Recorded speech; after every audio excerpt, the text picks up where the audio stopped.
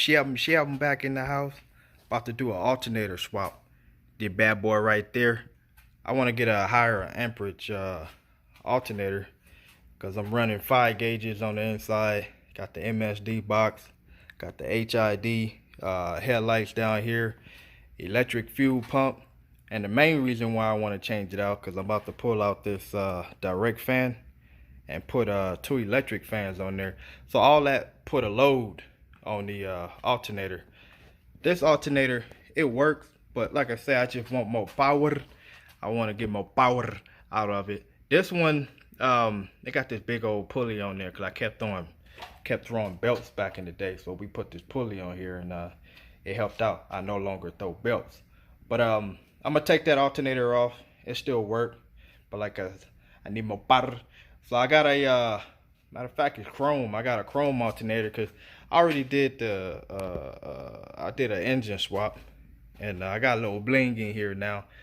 So you know the little cover, the what's that? The timing chain cover, valve covers, and all that stuff. So I figured I'd put a little bling on it. So I bought a chrome alternator. It's a 150 amp alternator, chrome, and it's a 1-wire alternator. So I'm gonna show y'all how you hook that up.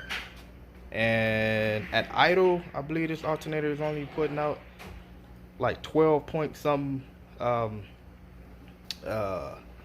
volts, and that ain't good because usually at idle you should at least get up to 13, 14 volts, but it's only putting out 12 something. So I'm gonna show y'all a demonstration of that once I get my helper out here and fire this wreck up. Alright, so it's kind of loud in here. We got it fired up, and I'm gonna show y'all what it's putting out. Look at that. It's hooked up. That thing hooked up. 12.1. That ain't good. Minimum 13 and a half. 12.1 is too low. So I'm gonna pull off this alternator, and I'm gonna put a better one on there. Hopefully I can get into the 14. Well, let me cut this thing off because it's loud. Alright, so we're gonna loosen this bolt right here. It was a 1/2 inch, and then this bolt down here is a 9/16. So I'm gonna loosen those 2 bolts, and then also in the rear, this bolt right here is a 7/16. But before you mess with all that, take the negative off the as you can see right there, I already took it off. Take the negative off the battery so you don't get shock executed or start welding stuff in here unintentionally, like a ring. You know, if you wearing a ring and the jewelry, you touch your power to ground, or while you messing with this wire back here, that's a 7/16. If you touch that to ground, you'll have a fireworks show. So just disconnect the battery to prevent all that. So like I said, 1/2 inch 9/16, that'll loosen it. You can get the tension off the belt, push it that way. 7/16, that one right there, take off the power wire, and then this plug right here is just a squeeze. You just squeeze it, you know, push down on it, disconnect it. So let me get those done, get this alternator off here. That lower bolt is extremely long. It's gonna go through the alternator and this spacer right here, so all the way through until the head. So you want to hold it, make sure you got a firm grip, because I already took the top one off. When I slide this one off, it's gonna fall it down unless I catch it. Okay, so have your hand under here, pull that extremely long bolt out, and it should fall right in your hand. All right, we got that alternator removed, just a empty void. I'm gonna go a little step further because I got a new bracket. So I'm gonna take off this fork looking bracket right here, just these 2 bolts. They look like 9/16. You don't have to. Like I say, I bought new brackets, so that's why I'm taking it off. I'm gonna take this one off. It look like it's held on by 9/16 right there. 2 more bolts, 2 9/16. There's one right here and then one at the top. But you just replacing the alternator, that's how you get it out. And then when you come down here, you want to kind of, this is a new one, that's that bling I was talking about. All right, so You want to size them up, make sure they're the same. This is a 1-wire, so the plug, that 2-wire plug that from the original harness, it used to go right here, but they blocked it off with a plug. So just make sure everything in the same place. Plug it, you go here, so it's over here, which is good. And then you have to take off this bracket from the original alternator and put it on your new alternator so it'll bolt up. So I'm about to remove this bracket. It looked like that's probably a 7/16 right there. Take it off, and it'll go right here. Oh, come on, phone. There we go. It'll go right here. Luckily, this alternator came with a bolt. So take that bracket off, put it on the new alternator, and you should be good. Install it back up. So that's all you have to do to actually replace your alternator. It's just a reverse of taking it off, obviously. And I'm gonna go a little step further, because like I say, I have a 1-wire, so it's a little different than the original way you'll put it back together. So I'm gonna take this bracket off, put it on here, and bolt this thing back up.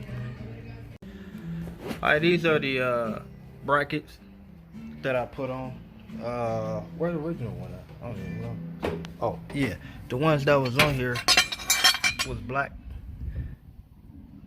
but I figured since I was putting a chrome alternator, I got these chrome brackets to go with it.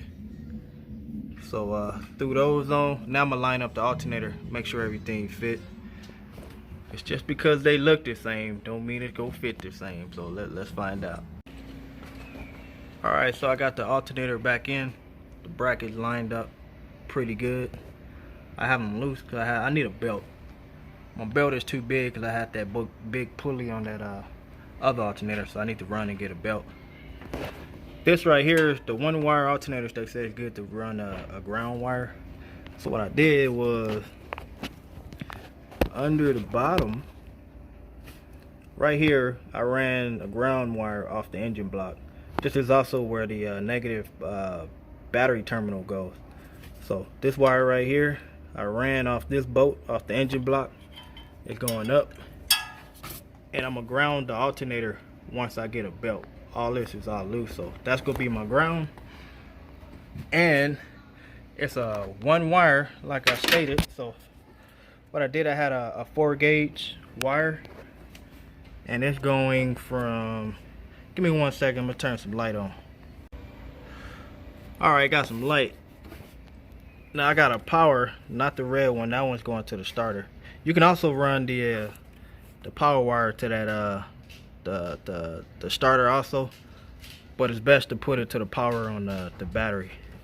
So this black wire, I actually found it at the house, and I used it. But this black wire right here, I don't know if y'all can see that, but it's a black wire, and it's going into the positive side of the battery terminal, and it's going under. Here it is right here. It's going up behind the alternator, and see if you can see it back there. Come on, phone, it's not focusing. There we go. Alright, so this is the regular wire from the car that originally was on here, and then this one right here, my hand in the way, but that's the one that's going to the battery. So you need 1 wire to go to the battery. You really don't need this one, but I put this one on here, and then like I say, that one's going directly to the battery, and then the other wire that goes where this plug is, which is, what did I do with it? There it is. Here it is right here. This wire you don't need at all, so you don't even have to worry about that one. Just tuck it somewhere out of the way, and that's it. So 1 wire from the positive battery side to the positive side of the alternator. This wire is from the original harness. If you want to put that back on there, you can. And then you run a ground from either the engine block, how I did, or any good ground on the car. You can run it back to the negative side of the battery terminal, either or. But that's how you hook up a 1-wire alternator.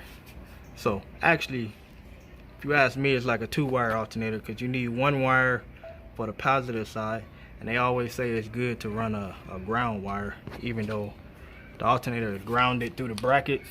But they were saying, where I bought the alternator, they were saying run a ground wire just in case. So that's what I did. I followed instructions and I ran a extra ground wire. So it's actually a 2-wire alternator, but that's how you get that on there. I need to get a belt and adjust it. Alright, so I went and got me a belt. Made like 3 trips to get the right one, but I finally got one on there. And I want to show y'all a little trick, because I changed this plate to chrome so it'll match the alternator. But my original one had an opening right here, so you can put something in there and use like something for leverage to pry on it, so you can put tension on the belt. But this one don't have that hole, so I was trying to figure out how to put tension on it without scratching the thing all up. As you can see, I scratched it right here. I actually put a towel right there, but obviously the towel wasn't thick enough, still went through. So I came up with this little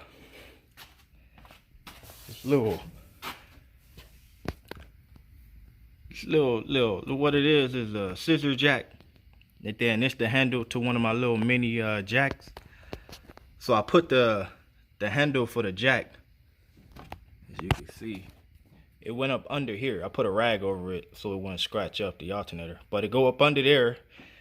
And then I put the scissor jack, and what it is, once the scissor jack open, you know, you twist it, it'll open it, it'll push the alternator that way, putting tension on the belt. So that's how I ended up getting the belt tight. So if anybody got a 2nd gen Camaro, or you buy one of these dang on chrome brackets that don't have the opening right there so you can pry to get tension on the belt, you can try this if you have one of them little mini jacks. Or it ain't even gotta be a mini jack. If you got a stick that'll reach from the back of the alternator to over here, and you know, scissor jack, just open the scissor jack and it'll put tension on that belt. That's how I ended up tightening it. But other than that, I was lost in the sauce, man. I didn't know how to get tension on the belt. So anyway, I got a belt, got it on there. I got all my lines hooked up. I ended up putting the ground right here, because I was gonna put it on that bolt, but it was harder than I thought to get that that wire in there. So I just put it on the side right there, and hopefully that's good enough. But let me fire this thing up and see if this alternator even works, because just because it's new doesn't mean that it'll work. Alright, got that alternator on there. Let's see what it do. It's a lot better. So I'm at 14.3. Remember at first it was at 12. Yeah, I like that. Alright, so that's the job well done. I'll put a link in the description if you want to get an alternator like this. It cost me $110 off eBay. So like, subscribe, and I'll catch y'all in the next video. God bless.